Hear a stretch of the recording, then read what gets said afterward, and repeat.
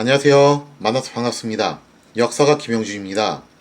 한중일 근대사 삼국지 제2부 광동체제가 사실은 적자라고 라는 주제를 가지고 오늘 여러분과 함께 할 겁니다.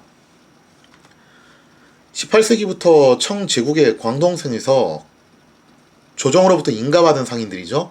공행들을 중심으로 서양과 통제된 교역을 실시하는 것을 광동체제라고 이야기를 해요. 광동체제라고는 하지만 사실상은 광주 쪽에서 그쪽에서 이제 주로 거래를 하게 되는 거죠. 그리고 이 광동체제로 인해서 엄청난 부를 축적한 것이 바로 어용 독점 상인인 광동 13행들이었습니다. 그러나 겉보기와 달리 내막을 살펴보면요, 이 광동 13행의 처지도 사실 썩 좋진 않았어요. 우리가 겉으로 보기에는 막 꿀 빨면서 엄청나게 많은 돈을 벌 것 같은데 이들도 좀 속내가 그렇게 썩 편한 건 아니었다는 거죠. 우선 공행들이 공행 인가를 따내기 위해서 조정과 관료들에게 기름칠을 상당히 많이 해줘야 되는데 그 얘기는 이제 제가 일부에서 한번 다뤘었죠. 근데 그 양이 사실 생각보다 엄청났다는 게 문제입니다. 사실 전통 시기에는요, 동서양을 막론하고 상인들을 천대하는 풍조가 강했어요. 이거 좀 오해하시면 안 되는 게, 무슨 서양이라고 해서 처음부터 상인들을 막 우대하고 그랬냐면은, 서양도 사실은 처음에 그렇게까지 우대하지 않았어요. 중세 봉건 시대만 하더라도 상인에 대해서 좀 천대하는 그런 분위기는 동서양 막론하고 다들 유사했다는 거죠. 특히 중국에서는 유교적인 기풍이 더해져서 상인들에 대한 천대가 상당히 강했는데, 중국 관료들의 입장에서 상인이란 어떤 존재냐면은 정말 쌀 한 털도 못 만들면서 술수를 통해서 남의 등이나 처먹는 존재, 이런 인식이 기본적으로 깔려 있었다는 겁니다. 따라서 그런 부정한 방법으로 돈을 모으는 상인들의 돈은 얼마든지 가치해줘도 좋다, 이런 것이 중국 관료들의 정말 오랜 전통이자 상식이었다는 거예요. 여기서 이제 문제가 발생하게 되는 건데, 물론 서양의 경우에도 봉건 시기에 상인들을 천대하는 분위기가 강했어요. 그러나 점차 상업 자본 세력이 정치의 한 축으로 치고 올라오게 됐죠. 예를 들자면 이제 영국에서 일어났던 청교도 혁명, 그 다음에 프랑스 대혁명, 이런 것들을 통해서 부르주아 세력이 이제 계속해서 정치 권력을 장악하는 모습들이 나오게 된다는 거예요. 자, 그러나 일찍부터 관료제가 발달했던 중국에서는 서양과 달리 상인 집단이 권력의 핵심부로 들어오기란 매우 요원한 일이었어요.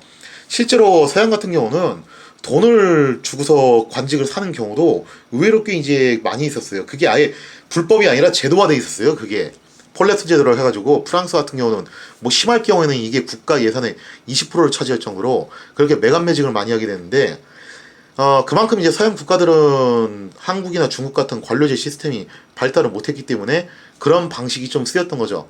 그러나 이제 한국과 중국의 경우에는 관료제 시스템이 굉장히 철저하게 정비가 되어 있었기 때문에 이런 식으로 돈 좀 있다고 하는 그런 상인 졸부들이 관직을 사가지고 고위직을 진출한다, 이거는 좀 거의 힘든 얘기였다는 거예요. 그러한 이유로 18세기 서양은 부르주아 세력이 국가를 점차 주도해 나갔지만 청제국은 철저한 유교적 관료제 체제가 구축이 돼서 상인들은 정말 철저하게 관의 통제를 받게 되었다는 겁니다.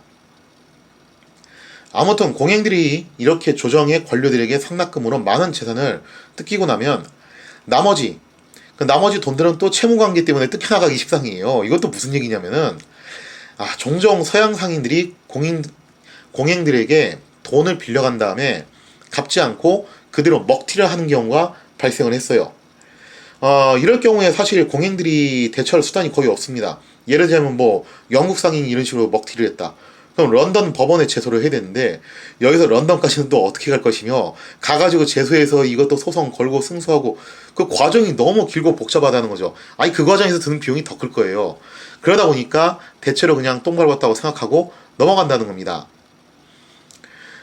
그러나 만약에 혹시라도 행상이 부도를 내게 되면은 공행규율을 위반한 죄목으로 행수가 유배행에 처해지는 게 문제였다는 거예요.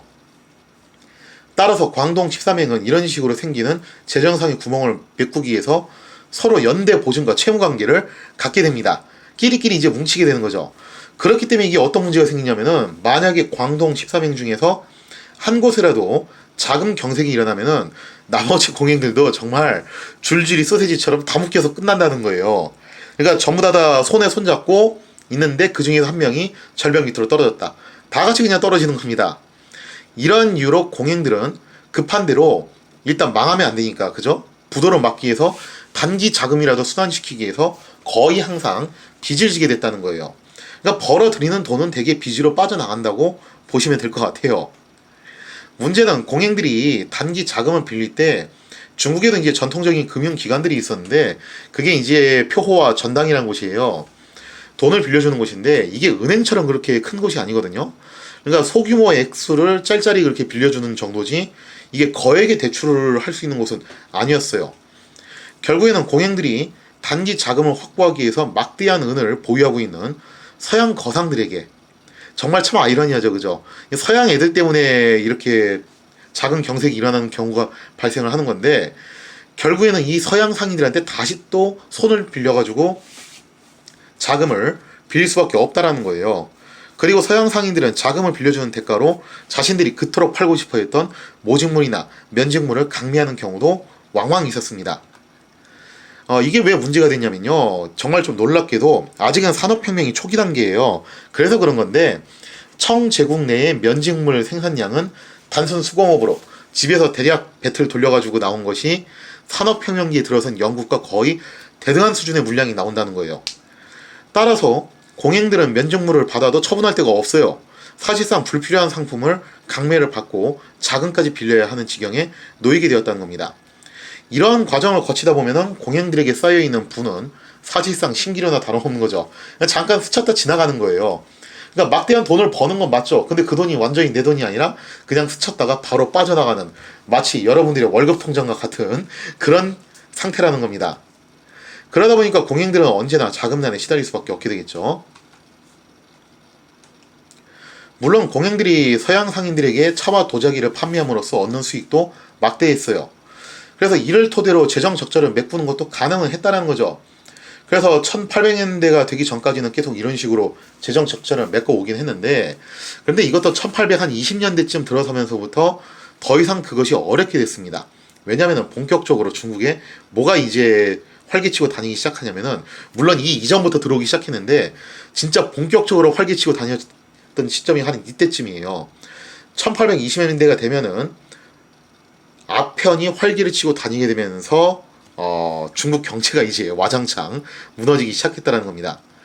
공행들은 사업의 손실을 메꾸기 위해서 어쩔 수 없이 아편 밀무역에 손을 대기 시작했고 이제는 대량의 아편 수입으로 인해서 도리어 차와 도자기를 판매함으로써 발생하는 수익이 넘어가게 됐다는 거예요. 그러니까 국가가 총체적으로 적자를 보기 시작하는 거죠.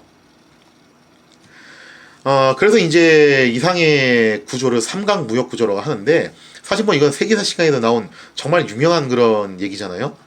영국에서 동인도 회사에다가 면직물을 강매를 해요. 참고로 인도가 동인도 회사를 통해서 완전히 지금 장악된 상태잖아요. 그래서 영국이 인도에 그런 면직물 공업을 완벽하게 파괴를 합니다. 그러면서 오로지 영국산 면직물만 사게끔 그렇게 강매 구조를 만들어요. 사실 이게 제국주의예요. 엄밀히 말하면 제국주의는 영토를 정복하는 그런 개념이 아니라 정확하게는 이런 착시 구조를 만드는 게 제국주의입니다. 자, 그리고 인도에서 재배한 아편을 청에다 파는 거예요. 그렇게 해서 벌어들인 돈을 가지고서 차도 수입하고 오히려 이제 거꾸로 영국이 흑자를 보면서 은도 영국으로 수출을 하게 된다는 거죠. 그래서 공행들이 서양 상인들에게 차와 도자기를 판매함으로써 얻는 수익 자체는 원래는 막대했지만 이를 토대로 재정 적자를 메꾸는 것도 가능하기는 했었지만 이게 1820년대가 들어서면서 더 이상 어렵게 된 것은 다 아편의 등장 때문에 그러했다라는 거죠. 자, 그래서 청제국 조정 내에서도 여기에 대한 논의가 나오게 돼요. 이거 언제까지 두고 볼 것이냐? 여기에서 뭔가 특단의 조치를 취해야 되지 않겠냐? 자, 그러면서 이제 좀 재미있는 논의가 나오게 되는데 어떤 논의가 나오냐면은 크게 두 가지 의견이 나옵니다. 첫째, 지금 영국산 아편이 활기를 치고 다니면서 우리 경제가 침체되고 붕괴되는 거 아니냐? 그러면은 여기에 대항하기 위해서 국산 아편을 갖다가 저가에 풀자는 거예요. 그러면 적어도 은행 유출은 막지 않겠냐라고 하면서 쇼킹하게도 쇼킹하게도 국산 아편을 재배하자는 그런 이론이 나오게 돼요. 그 다음에 또 한쪽에서 뭐라고 하냐면 무슨 소리냐, 지금 이거는 경제 손실 플러스 국민 건강 문제하고도 직결이 돼 있는 거다. 그렇기 때문에 엄격하게 근절시키고서 차단을 해야 된다 라는 주장을 하는 세력도 있었는데 당시 청나라 황제는 도강 황제였습니다. 과연 도강제는 어느 쪽을 선택하게 될 것인가? 여기에 대한 이야기는 다음 시간에 이어서 계속하도록 하겠습니다.